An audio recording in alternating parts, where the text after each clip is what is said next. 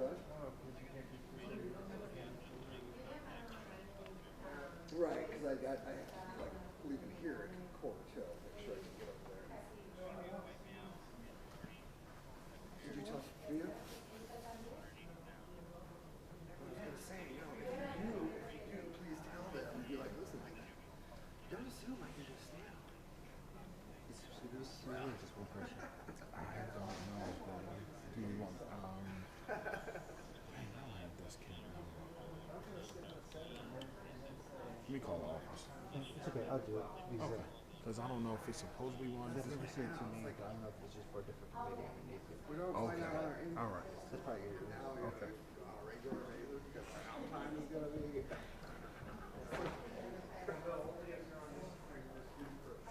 Well, yeah. Because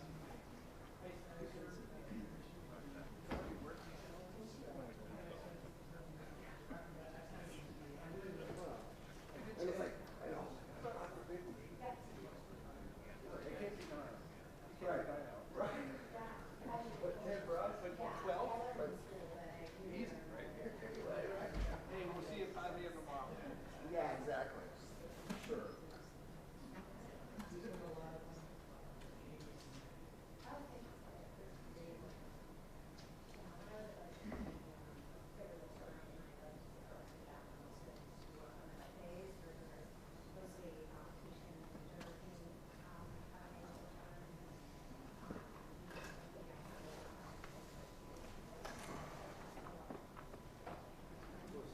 It's another one.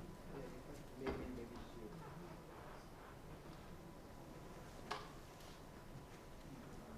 You said what?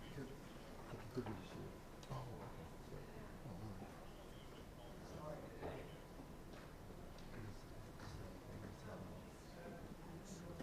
You said this one is not going to be as good. That's one I was supposed to do. Years back. Mm-hmm. So BET, I think it's a big baby, so that's for sure.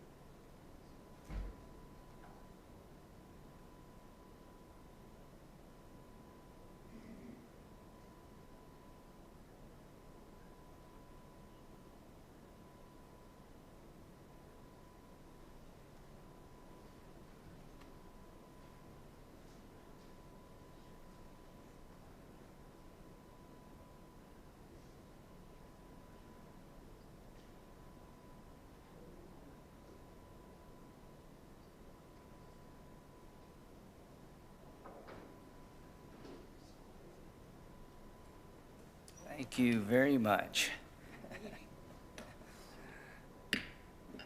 All right, the hearing will come to order, and this is our second panel. Mr. Ballard, Timothy Ballard is the founder and CEO of Operation Underground Railroad.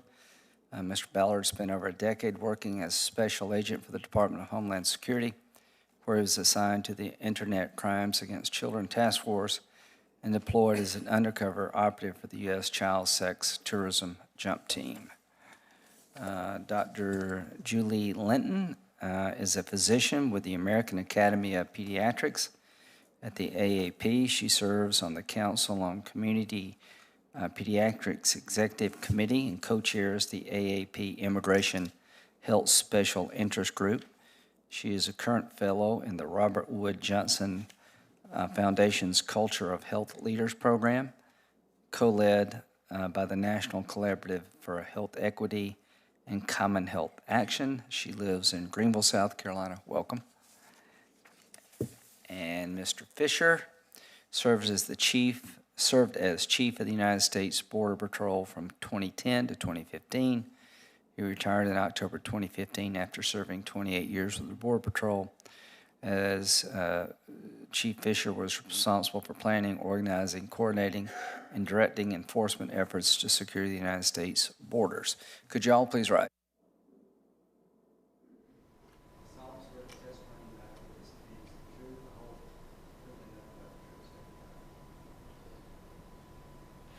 I don't have a statement. Senator Feinstein, would you like to? Okay, so Mr. Ballard. Thank you, Chairman Graham, Ranking Member Feinstein, and members of the committee who hopefully are watching from a remote location somewhere.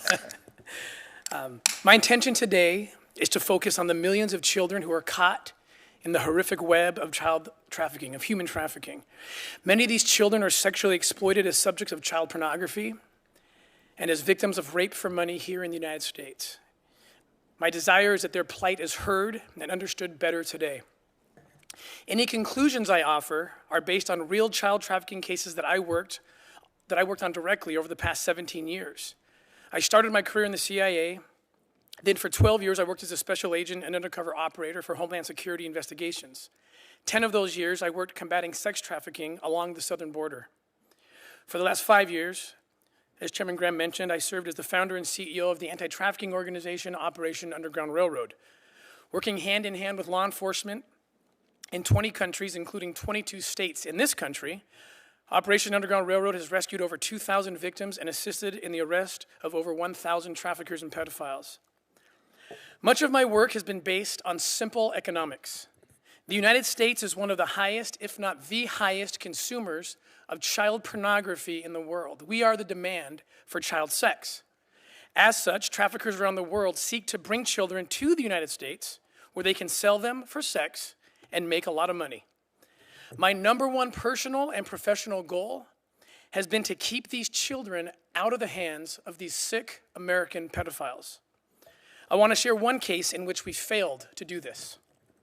The victim was a foreign-born child around 12 years old, who we will call Lily. Lily was kidnapped south of the border. She was then taken along with several other children her age and smuggled into the United States, not through a port of entry, but rather through a part of the southern border without significant barriers or a wall. Lily's traffickers easily transported her to New York City, where she was raped between 30 and 40 times a day, and this is not atypical at all for a case like this. She believes that she alone was raped over 20,000 times between the age of 13 and 17 right here in our country.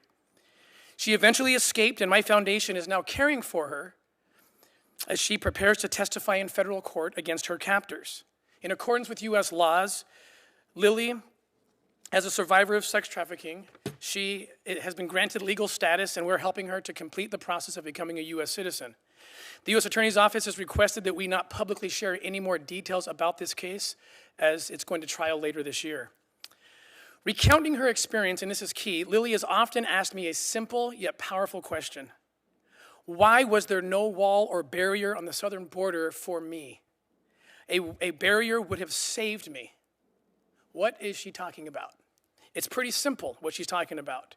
During a time of crisis or emergency, each of us knows to call 911 because 911 bridges the gap between bad guys trying to hurt us and the good guys coming to help us. Lily knows that strong barriers would have likely forced her captors to take their chances at a port of entry, thus placing her face-to-face with well-equipped and well-trained officers who are looking for her, looking for children who are being trafficked. I would have yelled out to one of them, Lily told me regretfully. Instead, I was raped over 20,000 times. Contrast that case with another case I was the lead agent on. The trafficker was an American named Earl Buchanan. He kept children, both little boys and girls, in San Bernardino, California, where he lived, and where he repeatedly raped them and filmed it for his child pornography collection. On the night of July 3rd, 2006, Buchanan was attempting to smuggle a 5-year-old Mexican boy through the Calexico, California port of entry. Fortunately for the boy, he was coming from the Mexicali, Mexico region, which is blocked by miles and miles of significant border barriers. This compelled Buchanan to take his chances at the Calexico port of entry, where a U.S. officer had the opportunity to look Buchanan in the eye, detect that something was wrong, identify the child locked in the van, liberate that child, arrest Buchanan, who is now spending the rest of his life in jail. Subsequent to that arrest, almost a dozen other children, many undocumented migrant children, were rescued and liberated. As I compare these two cases and dozens just like them that I worked personally as a federal agent, and I've submitted examples of these in my full written testimony, my conclusion is that we have a much greater chance of catching human traffickers and liberating their victims at a port of entry than we do where there is no barrier.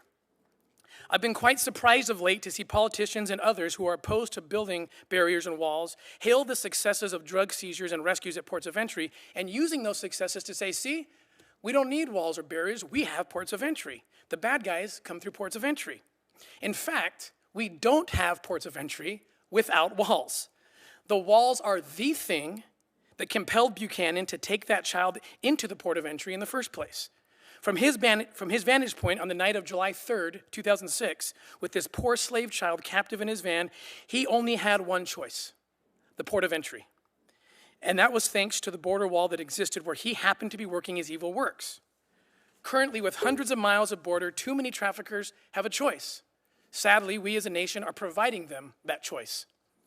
In the end, the boy was liberated and Buchanan was locked up. In Lily's case, the traffickers were liberated and she was locked up and raped thousands of times in New York City. The difference? The boy had a barrier to save him. Lily did not. Paula Felix is a former Mexican congresswoman and current senior Mexican administration official working on anti-trafficking policies for Mexican President Manuel López Obrador. I work very closely with Paula to find children in Mexico who are en route to being smuggled into the United States.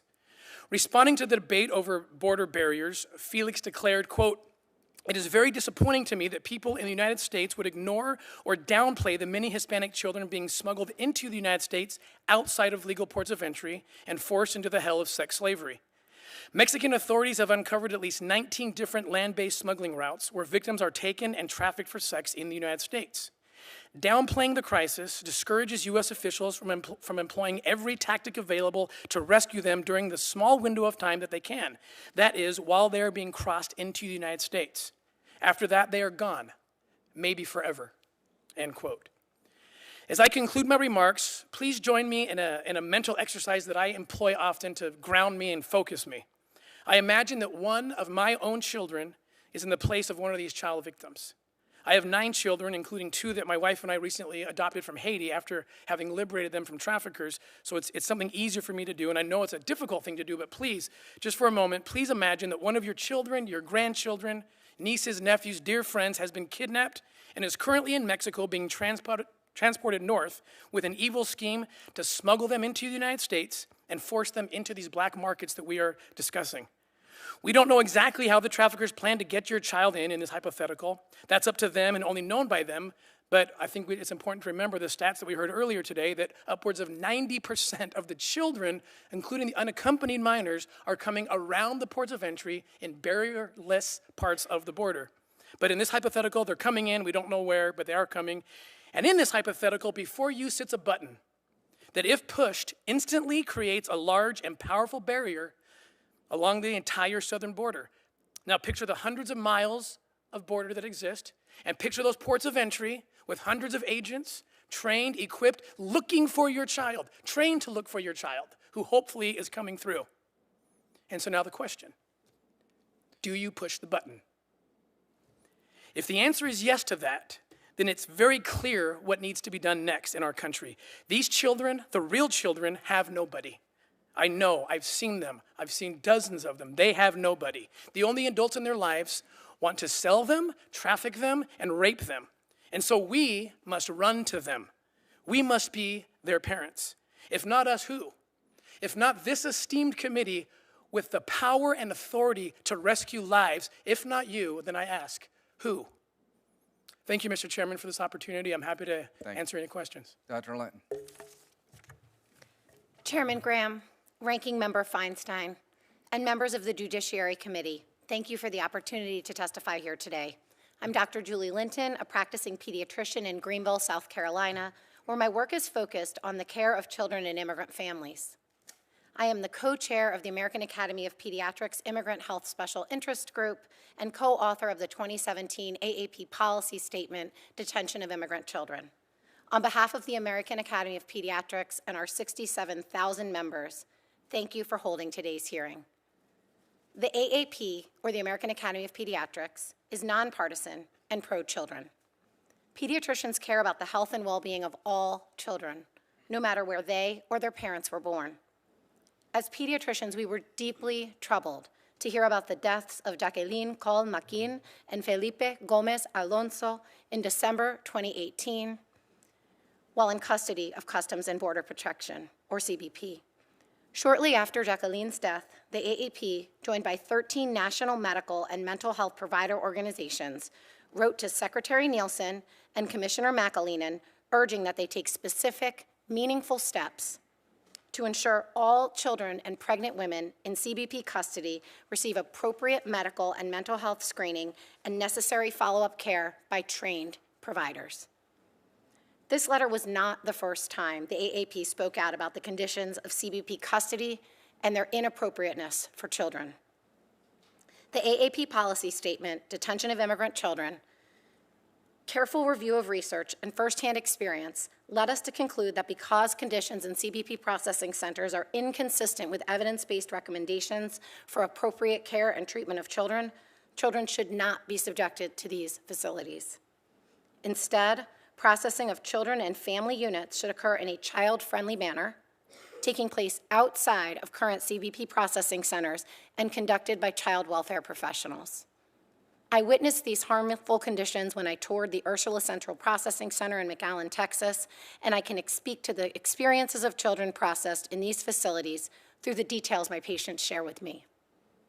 Children who often experience terror in their home countries and additional trauma during the journey to the United States are then re-traumatized through processing and detention in DHS facilities that are not designed for children.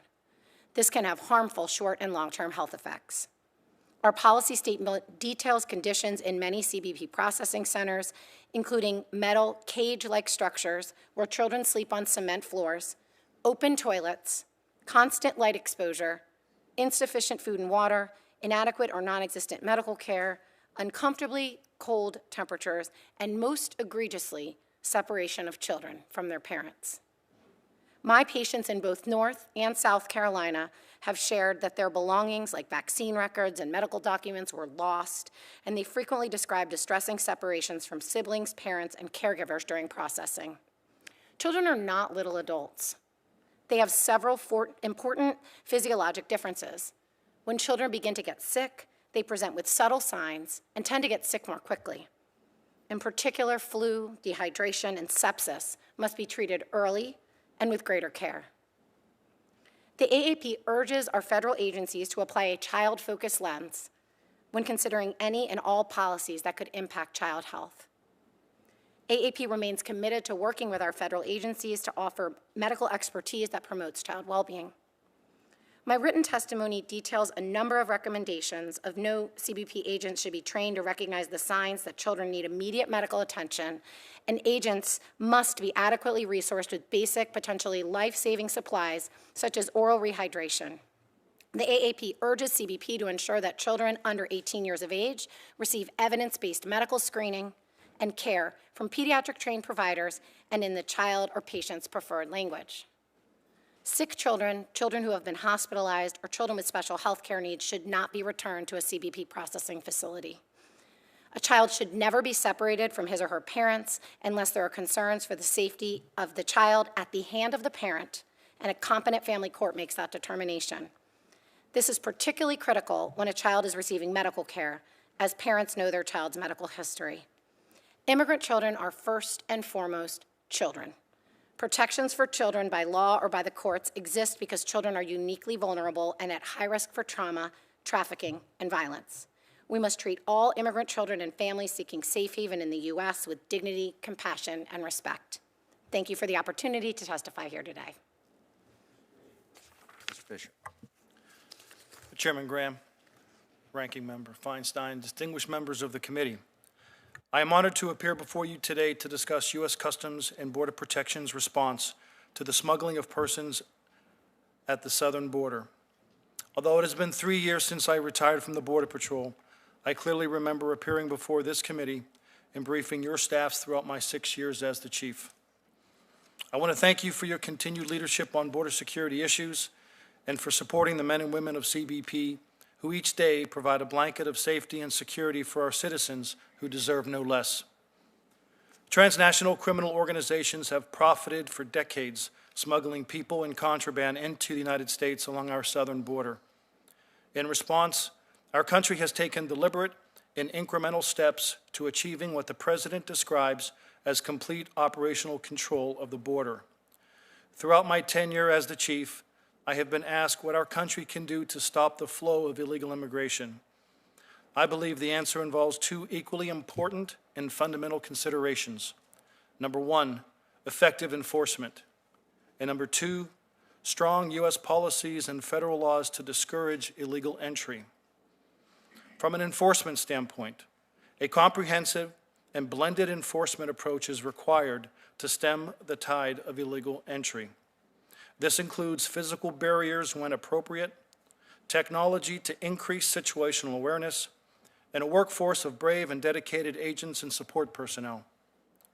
Physical barriers are consistent with CBP's persistent impedance approach and are required in urban areas where the point of illegal entry to the point of assimilation is measured in seconds or minutes. With the addition of technology such as unattended ground sensors, cameras, and radar, the ability to detect, classify, identify, track, and respond to illegal incursions increases the probability of arrest, which is a foundation to achieve a secure border.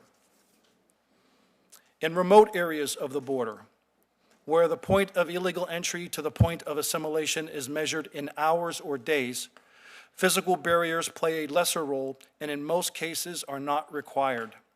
However, situational awareness is paramount. I used to tell my field commanders that it is important to know where people are crossing illegally between the ports of entry, and I emphasize to them that it is equally important to know where they are not. In today's border security operations and with the advancement of technology, it is imperative to rely on innovative and cost-effective technology to increase situational awareness and harness verifiable data to know at any given time how many people are illegally crossing the border. A good example of this innovative approach can be seen with CBP's Linear Ground Detection System program. With the use of fiber optic intrusion detection technology, remote sections of the border can be monitored and illegal incursions can be detected and classified at approximately 1/10 the cost of conventional border security solutions. From a policy point of view, people will decide to enter illegally into the United States when they believe, either real or perceived, that the benefit exceeds the cost. Until and unless this paradigm shifts, people will continue to attempt illegal entry. Typically, we study push and pull factors of illegal entry to understand how and to what extent we can affect the illegal flow. As an example, individuals may be pushed out of their country of origin due to inadequate economic opportunities, violence, or natural disasters. Conversely, they may be pulled or enticed to enter illegally if our U.S. policies or federal laws are exploited, thus allowing them to be released after their arrest. It is my belief that the latter is happening and is the catalyst for the increases we are experiencing along our southern border today. In conclusion, I again thank you for the opportunity to appear today and look forward to your questions. Thank you all. Mr. Ballard, the essence of your testimony is that human trafficking basically is conducted outside of ports of entry. There's cases also where it's at the ports of entry, and certainly, even though I discussed one success there, but yes, the majority of the kids and the statistics back that are coming outside the ports of entry. That's what the cartels are choosing to take them. Right. So walls would drive them to the ports of entry is your point. Absolutely. And we may miss some there, but the best chance of helping these kids is to funnel this terrible practice into ports of entry. The best chance by far. And is that widely shared in your profession of trying to help children from human trafficking? It absolutely is. Okay. What percentage do you think of children brought into the country for exploitation come across the southern border? You know, it's hard to say the numbers. I mean, we know about 17,000 women and children are brought into the United States for the purpose of sex. It's hard to know where, if we knew the number, we'd go get them, right? So it's difficult to know, but we have these cases. I don't know if it's coming through airplanes or, you know, but you do know they do cross the southern border. Absolutely, we know that. Okay. Dr. Linton, thank you very much. You've shared, I think, your concerns with DHS and the Border Patrol Commissioner, is that correct? Yes, the American Academy of Pediatrics has been in ongoing conversations that began after the deaths of both Jacqueline and Felipe. Do you believe they're taking your recommendations seriously? We've offered our expertise.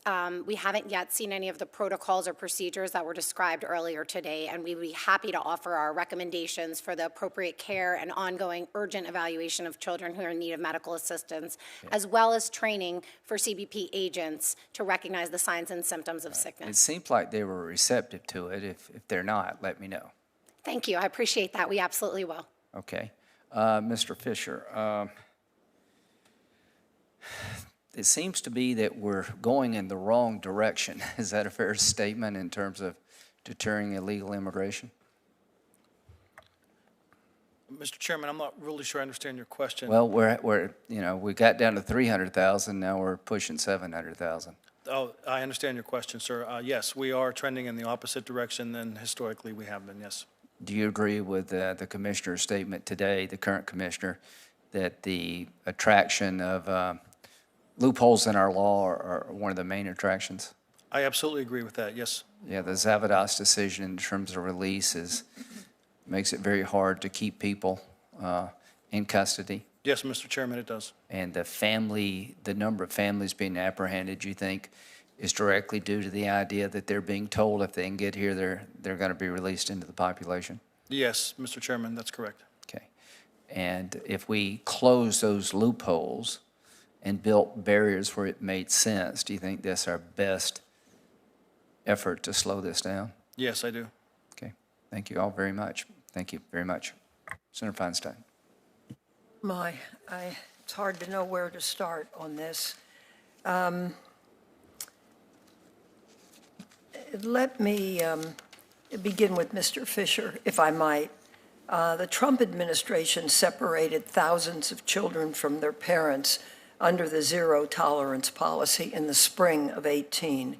The IG for Health and Human Services found in January that Border Patrol had separated at least 118 children from their families since the zero policy ended.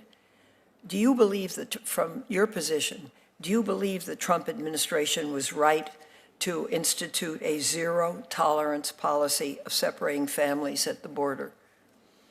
I think the administration took immediate steps against a crisis, and by the zero tolerance was really moving the post-arrest process from an administrative process into a criminal process. And because of individuals being held in the U.S. Marshal Service as opposed to enforcement and removal offices within ICE. That caused the unintended consequence was the mandatory separation of children and adults, because U.S. Marshal Service and federal prisons are not set up to be able to house children. I think in retrospect, once it was known that these separations were occurring and the reversal of the policy, I think that was a prudent step by the administration. Thank you. Yes. Ms. Linton, do you believe the zero-tolerance policy was harmful to children? It is undeniable that the zero-tolerance policy and any forced and systematic separation of children from their parents, unless that child is at risk at the direct hand of the parent and a competent family court makes that decision, is absolutely and undeniable harmful and dangerous for children. It has a threat to their short and long-term health, and there's also no excuse to substitute separation with something that we also know is undeniably harmful, which is detention of families for prolonged periods of time. Now, you have visited these facilities? I have visited the Ursula Processing Center in McAllen, Texas, and I've also been to several ORR shelters. Well, tell us what you found. In the processing center, where I went with the Academy as part of our research to publish the policy statement detention of immigrant children, I saw children lying on mats on cement floors with cage-like fencing that extended from the floor towards the ceiling. All metal cage, all in metal cages? Metal chain link fencing that looked to be like cages. And families often refer to that facility as La Perrera, which is the dog cage or the dog kennel. So that is certainly and undeniably frightening for children. There's open toilets or porta potty-like facilities in that particular structure. There's inadequate access to food and water. The temperature is kept uncomfortably cold, particularly after taking a harrowing journey through their country of origin and often through Mexico. And most egregiously, those processing centers are where the separations took place during the zero-tolerance policy. Mr. Ballard, I know you have children. Have you visited any of these facilities where children are? I have not. Okay. Dr. Linton, let me go back for a moment. The administration has initiated a policy of requiring asylum seekers, including families with children, to remain in Mexico while their cases are decided. Observers at the border have also reported that unaccompanied minors are not allowed to present themselves for asylum at some ports of entry, but instead must remain in Mexico alone. 2 of these unaccompanied children were murdered in December while they waited for a chance to apply for asylum in the United States. Are you aware of this situation? Do you believe there are adequate facilities in Mexican border towns to care for children who are awaiting asylum decisions? Thank you for your question. As a pediatrician, but also the chair of the Immigrant Health Special Interest Group, I have the privilege of hearing from pediatricians across the country. And some of my colleagues in both the pediatric and the legal communities have been to the border towns where families are awaiting their hearings and describe those circumstances as unsafe. As we know, it is not illegal to present to the border and request asylum, and in fact, children and family are fleeing violence and seeking safety, and it really is our responsibility to end the trauma and avoid re-traumatization that is currently occurring in our border. Well, at the end of this hearing, would you come up and tell me exactly where that facility is? I would be honored to talk with you after the hearing. I would appreciate it. Mr. Ballard, you have 9 children. My grandmother had 11, so Oh, really? I know the range. Congratulations. Thank you. The American Academy of Pediatrics has described very egregious conditions for children in CBP processing facilities, including lack of bedding, constant light exposure, and cold temperature. Have you visited any of these detention facilities? I have not visited them, no. Well, do you agree with the pediatric group's finding that conditions in these facilities are inadequate? Everything I do is based through children, through the eyes of children, and I agree with what Dr. Linton is saying, that needs to be the #1 priority, absolutely, and more needs to go into making sure these kids have what they need to have, absolutely. If each of you had one important thing you could do and the money to get it done, to improve these conditions, what would it be? Who wants to go first? Dr. Linton.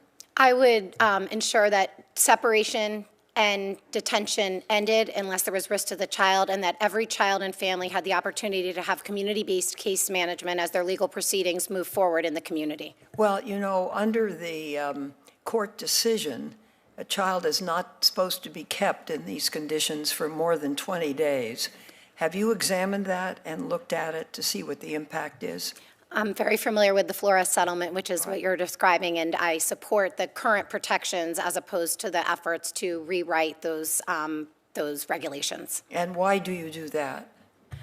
Because the current Flores settlement states that children should be held in the least restrictive setting, that they should be released to their families as soon as possible, and they should only be held in facilities that are licensed by child welfare professionals unless under extreme emergency. And those are all things that I know to be safer and healthier for kids.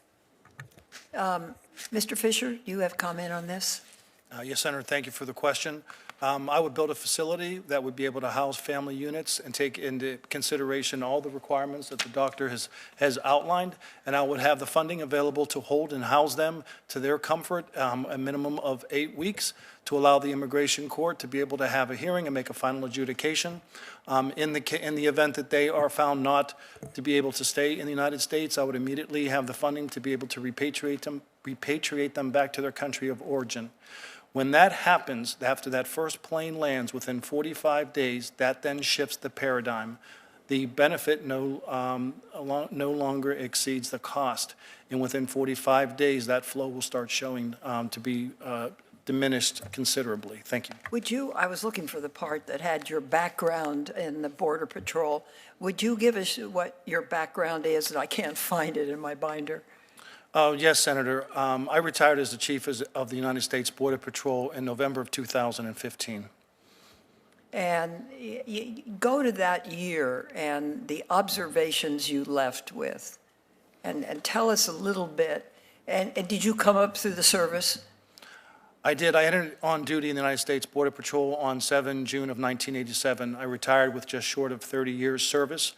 When I retired in 2015, as you recall, the commissioner mentioned it during his remarks, that it was on the tail end of the surge, the summer surge of 2014. When we saw this surge be mitigated, I realized that it wasn't because of any particular actions that we took. And the reason why it didn't increase in 2016, the flow didn't stop. The government of Mexico stepped in with a lot of pressure from the U.S. government and stopped the flow from coming. So we had a hiatus of about 18 months or so. Would you mind being interrupted? Not at all. Go back to the government of Mexico. What did they offer to do? And I've been asked the question, you know, why don't you get Mexico to step in more and help with this? And it does not appear that much is going on in that direction. Do you have any views on that subject? I do. I've had the opportunity in my current position to be able to work with my counterparts in Mexico. And as was mentioned earlier in the hearing, at times it's very difficult. Their southern border with Guatemala is as porous as some of our areas along the southern border. And like most law enforcement organizations, it's a lack of resources. They are able and did in 2016 be able to increase some of their enforcement in Mexico with checkpoints along choke points from that route from Guatemala into the United States. But again, it's a lack of funding to be able to sustain those types of operations, which is the reason why the flows increased again. Was the funding cut? I am not aware. Again, I was outside of government at the time, so I didn't have privy to specifically the actions of the government of Mexico. I'm just making the correlation that in other joint operations and cooperative efforts that we would do with the government, oftentimes the challenge was being able to sustain those efforts either because of political considerations or because of funding. Do you have any other observations? First of all, yours is a hard job, and I don't know about the head of the service, but I think for the rank and file, it's a very hard job. And how one keeps one's equanimity and follows the law and has compassion in these sometimes horrific circumstances are really very difficult. But through your knowledge, have the cartels become more active in the migration of children and others to the border? by putting their people and their drug-related occupations into this mix to try to move them through the border? They have in two specific areas. One, what we've seen along our southern border is the cartels ostensibly don't have to smuggle family units or unaccompanied children into the United States. They merely have to point them from Mexico across the river and tell them to cross, sit down on the levee, and wait for the Border Patrol to pick them up. And what that does, it lowers their risk and it increases their profitability. So that has changed dramatically with the shift of demographics. That's the first case. The second case we have seen along the southern border where these cartels who own the same plaza, the same areas where they're crossing individuals, and they are using family units in large groups. You heard the commissioner talking about large groups of over 100. They're using them in very specific locations as a distraction so that they can otherwise tie up the Border Patrol between the ports of entry and then move large loads of narcotics while the Border Patrol agents are transporting and processing large groups. Very interesting. Well, let me just say, as a border state person, let me say thank you very much for your service. It's Thank you, much Senator. It was appreciated. indeed an honor. Thank you. Thank you, Mr. Chairman. Senator Lee. Mr. Ballard, you've gotten some questions about inhumane treatment of children who are being trafficked across international boundaries. Inhumane treatment, regrettably, as has been alleged against our own government. Tell me about the type of inhumane conditions you've observed from those who have been involved in child sex trafficking. Are they subjected to inhumane treatment?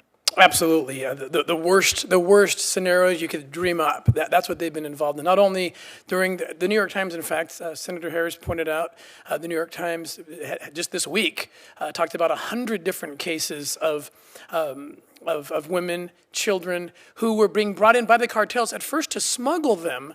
But then, remember, that cartel is in charge. And they can switch and say, now it's a trafficking. I'm going to traffic you. I can make more money if I just keep you. And they start raping these children and these women, tying them up, binding their hands, duct tape. The New York Times reported this week.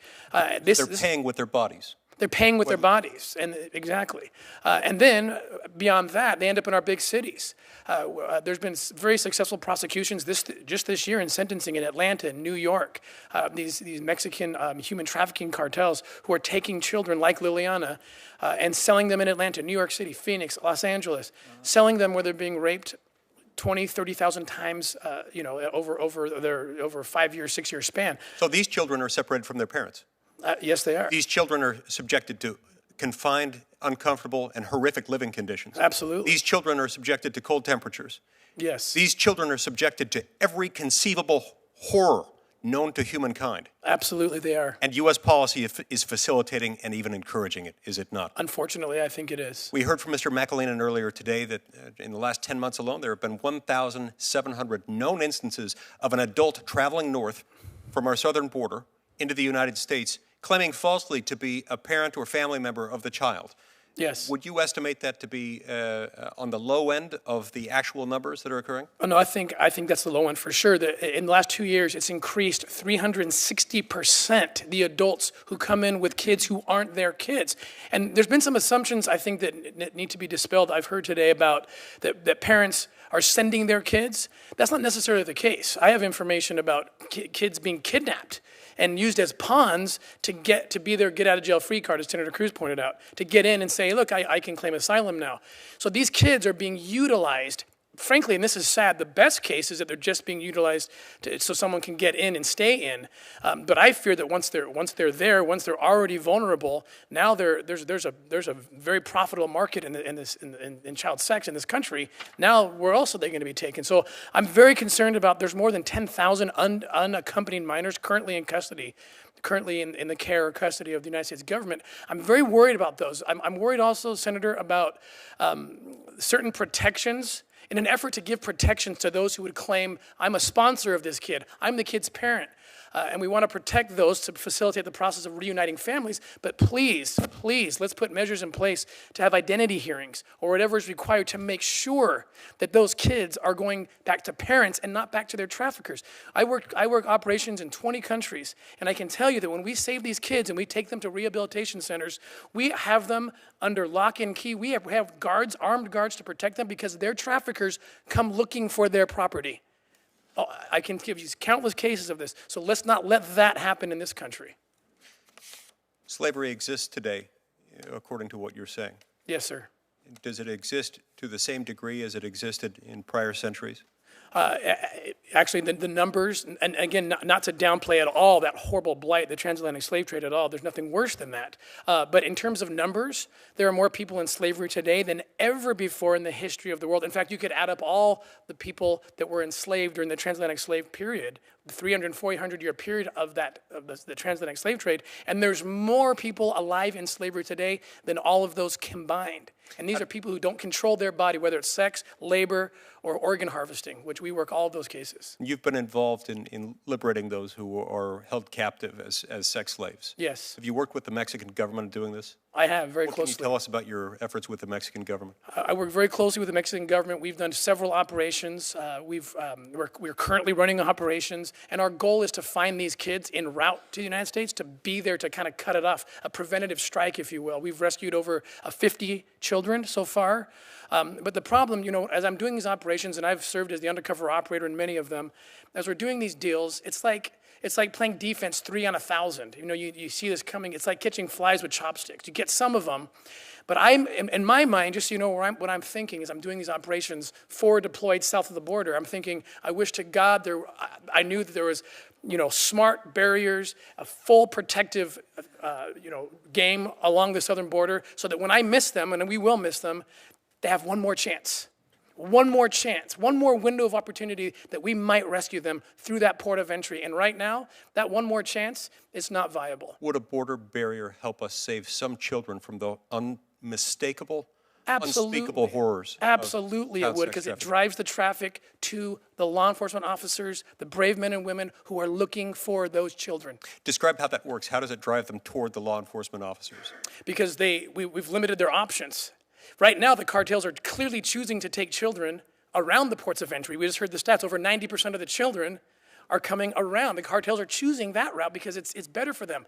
Why are we giving them that chance? Don't give them that chance. Make them go to the port of entry and wall it off with technology, with barriers, whatever's required to force them to have their only choice can be the port of entry. That's the highest chance that we're going to rescue children. And rescuing children should be our #1 priority. As a former law enforcement officer and as an activist who's actively engaged in liberating people from sex trafficking, you are trained in being able to identify the signs of human trafficking.